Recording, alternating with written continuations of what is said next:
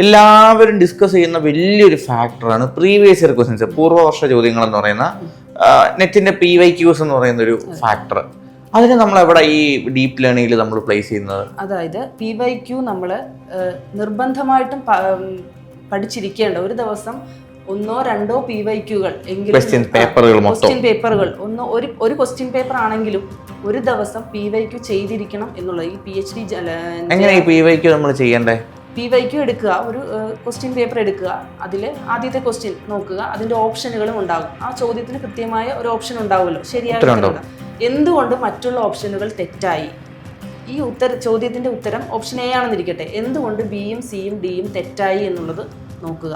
അപ്പോൾ Bയുടെ വിശദീകരണം നോക്കുക, എന്തുകൊണ്ട് ഇതല്ല, ഈ ചോദ്യത്തിനുള്ള ഉത്തരം അല്ല. അങ്ങനെ ഓരോ ചോദ്യങ്ങളും അനലൈസ് ചെയ്യുക.